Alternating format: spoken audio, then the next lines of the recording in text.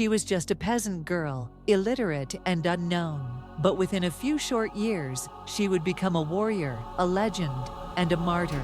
At the age of 17, she would lead armies, crown a king, and defy empires. And all because she claimed she had heard the voice of God. This is the story of Joan of Arc, the teenage girl who shook the foundations of medieval Europe. It begins in 1412 in Domremy, a quiet village in northeastern France, during one of the darkest chapters in French history. The 100 Years' War had ravaged the land for decades, and France was being torn apart by both external invasion from England and internal political chaos. Into this turmoil was born a girl named Jeanne d'Arc to a simple farming family. She had no military training, no education, and no power. Yet from the age of 13, she began to experience visions. She claimed that saints, Michael the Archangel, Catherine of Alexandria, and Margaret of Antioch, spoke to her, instructing her to save France and crown the true king, Charles VII. Most people would have dismissed her as mad, but Joan was different. Her conviction was unshakable. By 1428, with English forces tightening their grip around the city of Orléans, the voices grew more insistent. Joan left home and journeyed to the nearby town of Vaucouleurs, demanding to see the local commander and insisting that God had chosen her to lead France to victory. Naturally, they laughed at her. What could a teenage girl possibly do? But her persistence broke through. She impressed a few nobles with her charisma, and after a long wait and several interviews, she was granted an audience with Charles VII himself. She was dressed in men's clothing and armored like a soldier. When she stood before Charles, she reportedly identified him in disguise, something that stunned the court. Charles, unsure of her claims, but desperate for hope, sent her to be examined by church authorities in Poitiers. After intense questioning, the theologians declared her free of heresy and deemed her mission divinely inspired. Charles had nothing left to lose. He sent her to Orléans with a small army. What happened next was nothing short of miraculous. Orléans had been under siege for months. The French had suffered loss after loss. Morale was shattered, and defeat seemed inevitable. But when Joan arrived, everything changed. She rode into battle carrying a banner instead of a sword, leading from the front, inspiring soldiers who had nearly given up. Her presence electrified the troops. In just 9 days, the tide turned. Against all odds, Joan and the French forces broke the siege and drove the English out of Orléans. It was a victory that turned the war on its head. She became a national hero overnight. People believed she was sent by God. But Joan wasn't done. Her next mission, to see Charles crowned king. She insisted that he travel to Reims, the traditional site of French coronations, deep in enemy-held territory. It was a bold and dangerous plan, but Charles agreed. Joan cleared a path through English lines, winning town after town as she advanced toward Reims. And on July 17, 1429, with Joan by his side, Charles VII was crowned King of France. For a brief moment, it seemed the war might be won.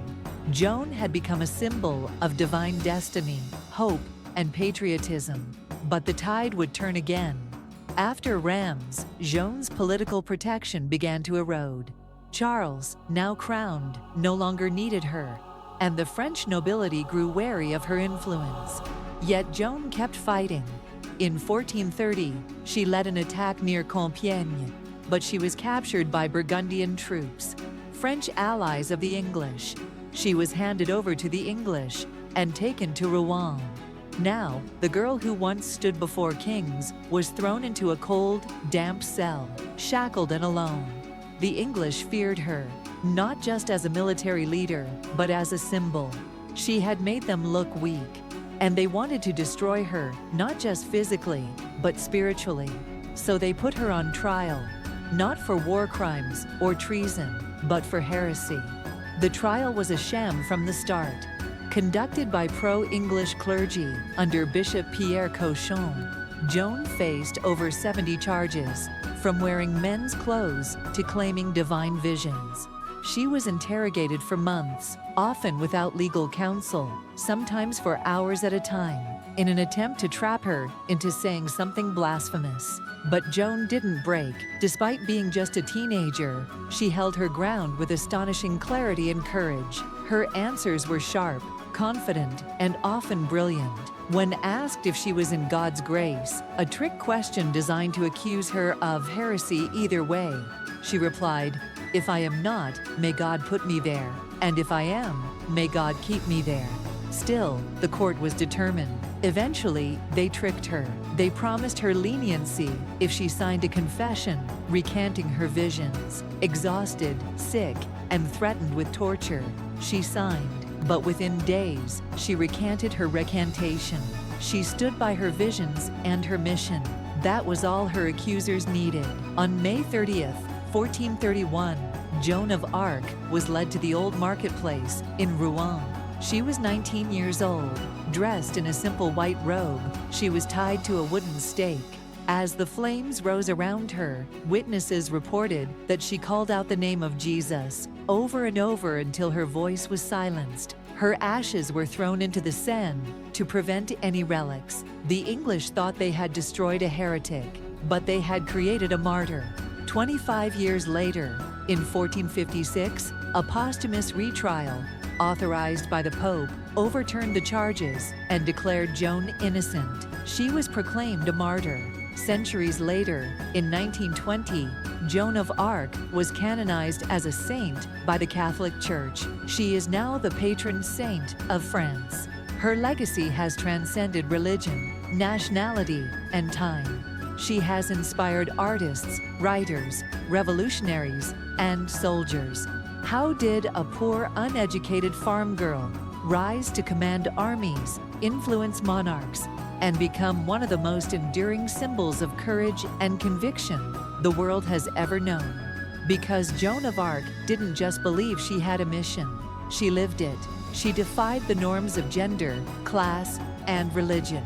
She faced down kings and inquisitors with the same fearless heart, and she paid the ultimate price for staying true to her vision. Her story isn't just about war or politics, it's about the raw power of belief. In a world torn apart by chaos, she became a beacon, and even now, centuries later, the flame she lit still burns. Her voice, silenced by fire, still echoes through history. Generals study her tactics, activists draw strength from her conviction. Young girls hear her name and know that greatness is not defined by birth or background. It's defined by courage. Joan wasn't merely a figure of her time. She shattered the limits of her time. When others obeyed fear, she obeyed faith. When others bent the knee, she stood tall. And for that, she gave everything. She was not only a warrior of God, but a weapon of hope forged in the fire of suffering. And even in death, she refused to be forgotten. Joan of Arc didn't just change France, she changed the world. And maybe that's why she still captivates us today. Her story is more than history. It's prophecy, it's poetry, it's power. She reminds us that even the voiceless can shake the mighty, that even in the darkest moments, one person with faith and fire can light up the world. Joan of Arc didn't ask for greatness. She accepted the burden when it came. And when the world demanded her silence, she answered with fire. Today, her name is carved into statues, whispered in prayers, and written in history books across continents. She has become a symbol for every person who has ever dared to rise when the world told them to sit down. A reminder that courage can wear a crown, or a helmet, or a peasant's dress. And as long as we remember Joan of Arc, we remember the unstoppable force of conviction, the spark that can burn through injustice, and the truth that even one voice, brave, bold, and unwavering, can echo for centuries.